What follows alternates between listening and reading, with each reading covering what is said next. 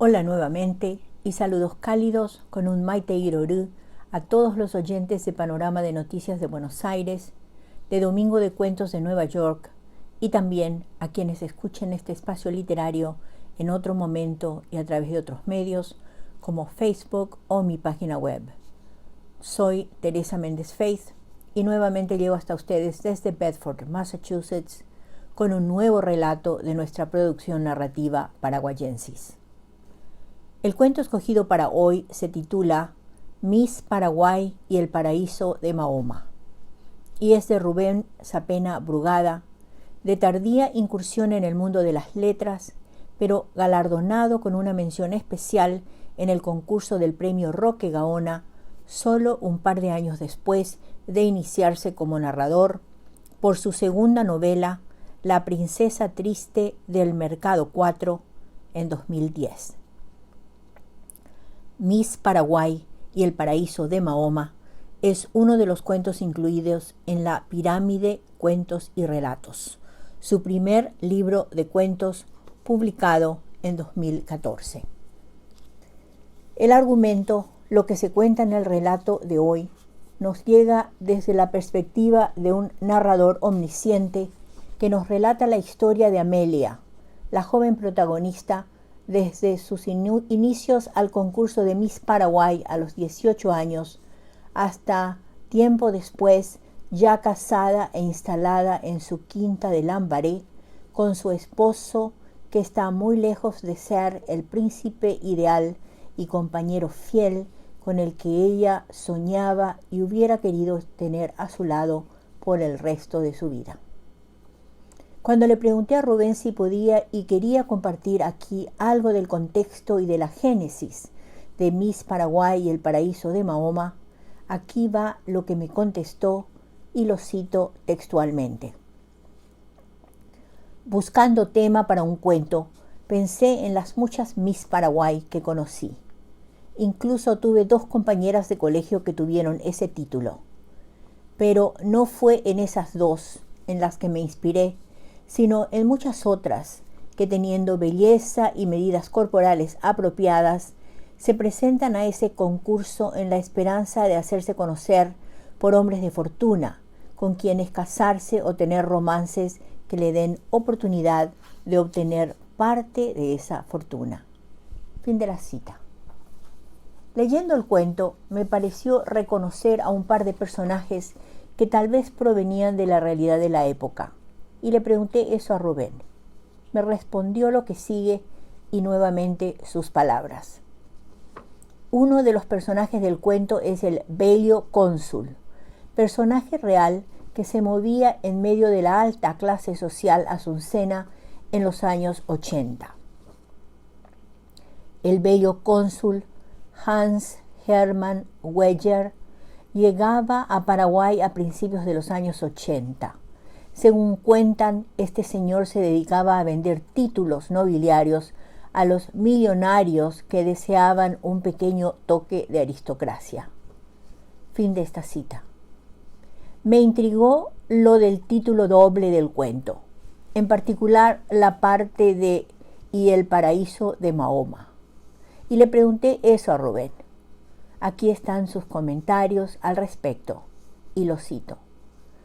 En cuanto al paraíso de Mahoma, es el que en esa religión, la mahometana, se promete a los mártires.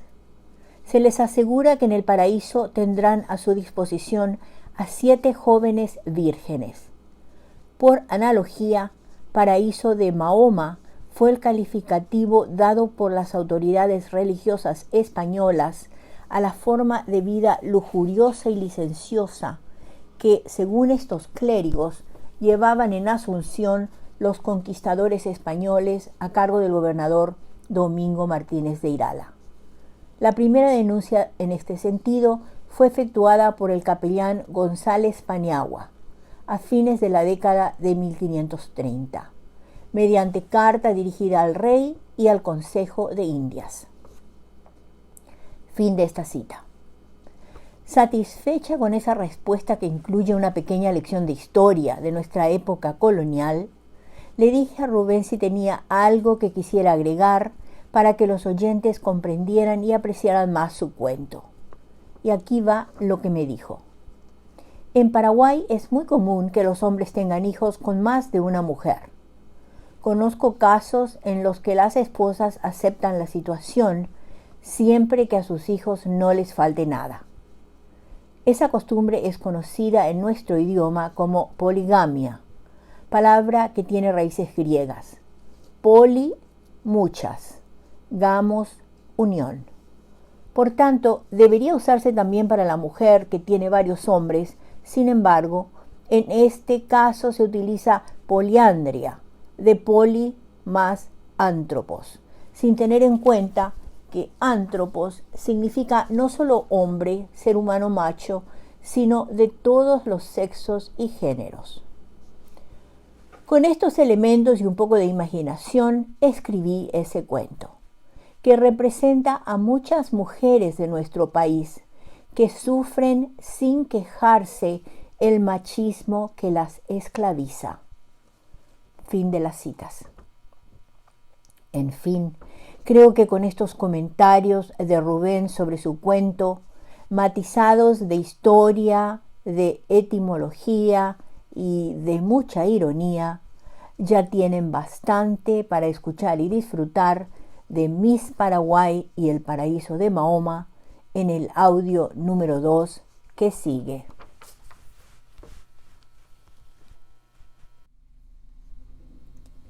Y aquí va el cuento de Rubén Sapena Brugada, titulado Miss Paraguay y el paraíso de Mahoma. A los 18 años y a punto de culminar el bachillerato, Amelia era una chica educada, hablaba muy bien su propio idioma, el castellano, y con mucha soltura el inglés y el alemán, este último el idioma de su abuela materna. Su rostro era agradable y bien proporcionado, aunque no tenía nada fuera de lo común, salvo los ojos azules, que lucían muy bien con su tez morena, aceitunada, que denotaba el origen sirio-libanés de su padre. El productor autorizado del concurso Miss Universo en Paraguay la conoció en un desfile de modelos y le dijo que un buen corte de pelo y un maquillaje profesional la pondrían en muy buena posición en el concurso al que le estaba invitando a participar, sobre todo teniendo en cuenta que su cuerpo cumplía con los estándares exigidos en esa época, los años 70. Tenía ella 1,76 m de estatura, con medidas casi perfectas, 91, 60, 90. Es decir, que le sobraba 1 centímetro en el busto, pero eso no molestaba a nadie en Paraguay. Muy por el contrario, le dijo. Ella lo comentó con sus compañeras de colegio y 2 o 3 la alentaron, lo que la convenció de que debería hablar del tema con sus padres. Al papá, que prefería mantenerla dentro de los cánones tradicionales de las familias católicas, no le gustó mucho la idea, al igual que a sus celosos hermanos, uno 2 años mayor que ella y el otro 1 año menor. Además, cuando se enteró de lo mucho que tenía que invertir en vestuario y accesorios, pasajes y matrícula de admisión, el papá intentó que no aceptara y se dedicara a frecuentar los buenos ambientes, en los que conseguiría un marido acorde con su estatura y educación. Pero al final triunfó el criterio materno. Si gana el concurso, dijo ella, podrá elegir entre los solteros más ricos y poderosos del Paraguay para casarse con uno de ellos. Ganó la gentil Amelia el título local de Miss Paraguay y con permiso de las monjas del colegio para rendir las materias a la vuelta del concurso, viajó a los Estados Unidos, sede ese año del concurso mayor de belleza femenina.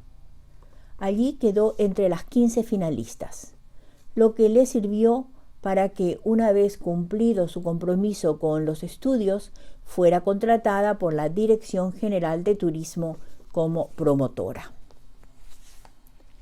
En esa función estaba en uno de los pabellones de la Expo, bellísimamente vestida de paraguaya típica refinada, con ñandutíes y aopoí y flores en las largas trenzas, cuando conoció a un famoso playboy de la época, de origen germánico, que se hacía llamar el bello cónsul, bastante mayor para ella, pues ya pasaba de los 40.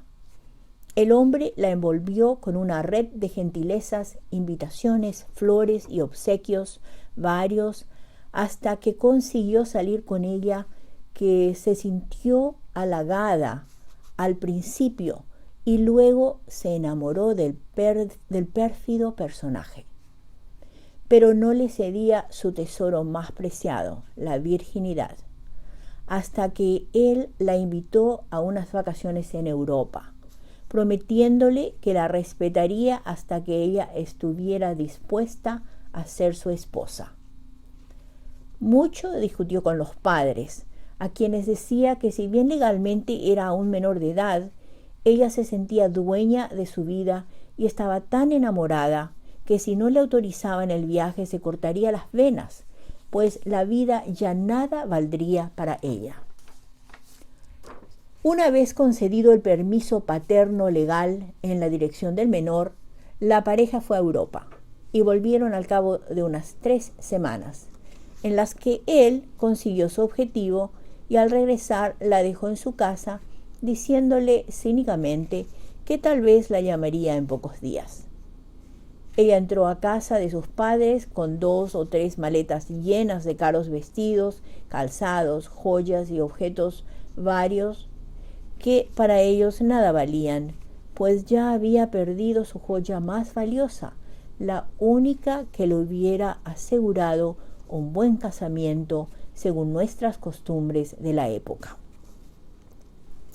Pasó Amelia por varios días de llantos compartidos solidariamente con su madre y luego, cuando quiso retomar su vida normal, se encontró con desagradables sorpresas, pues aunque ella sentía que nada debería de haber cambiado, era vista como una mujer fácil de conquistar, una a la que con salidas nocturnas y unos buenos obsequios se la podría llevar a la cama y disfrutar de sus encantos.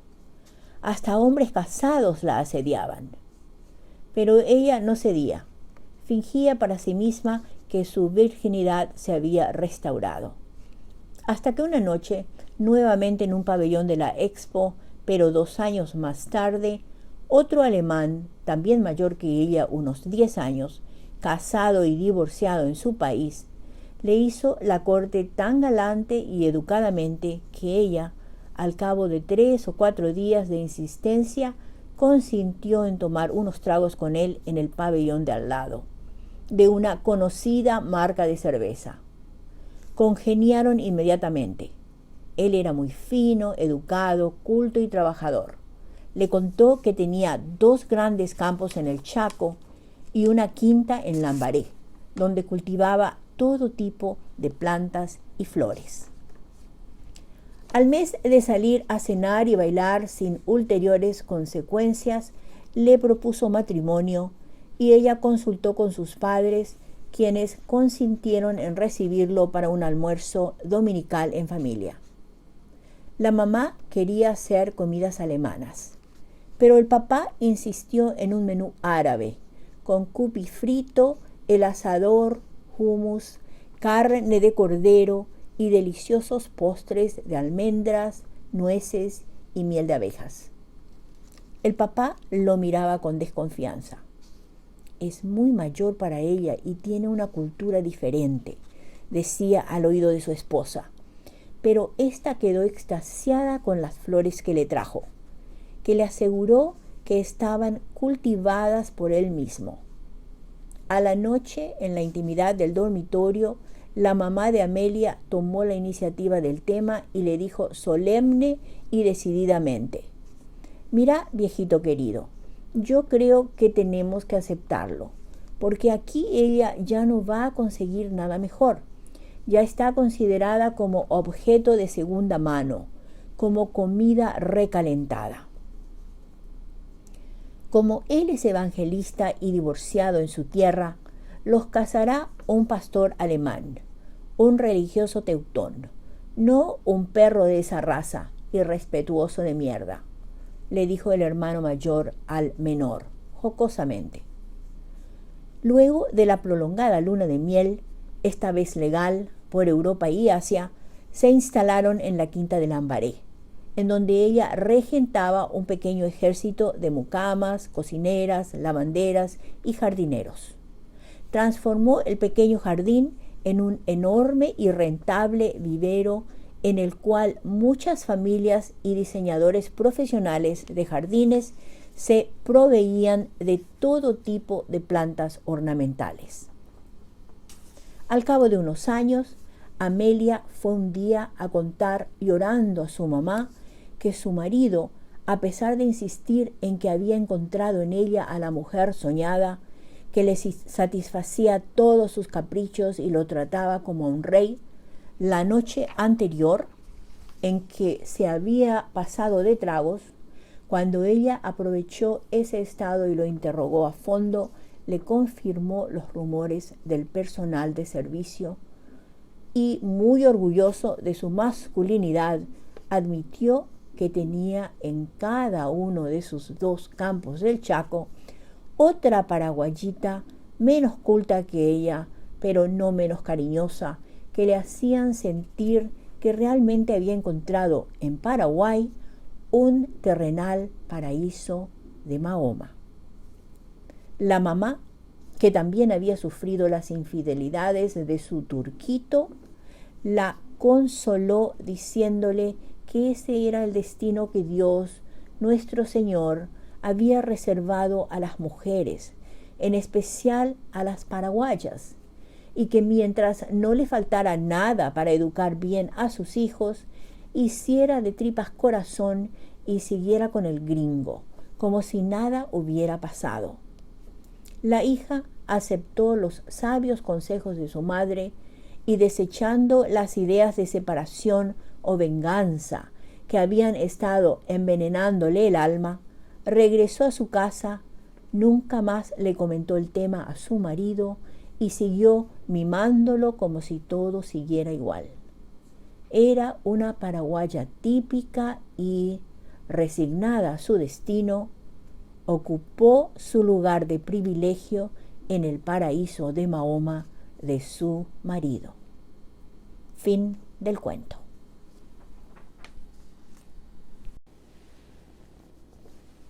Y aquí van datos biobibliográficos para Rubén Sapena Brugada.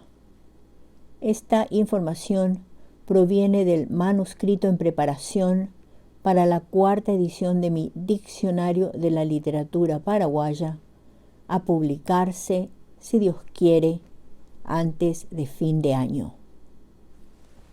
Rubén Sapena Brugada nació en Asunción en 1940. Narrador, aunque arquitecto de profesión, diplomático y gestor cultural durante mucho tiempo, sus inicios en la literatura son relativamente recientes. Miembro de la Sociedad de Escritores del Paraguay, profesor honorario del Instituto de Estudios Internacionales de Madrid, director ejecutivo de Extensión Cultural de la Universidad del Norte de 2005 a 2013.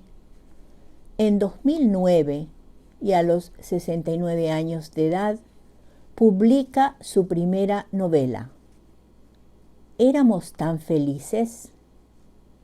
A esa primera obra le siguen 2 novelas más. La princesa triste del Mercado 4 de 2010 y La difunta aparecida de 2012. Un par de años después da a luz La pirámide, cuentos y relatos de 2014, su primer libro de cuentos. Tiene también cuentos incluidos en antologías literarias nacionales y extranjeras.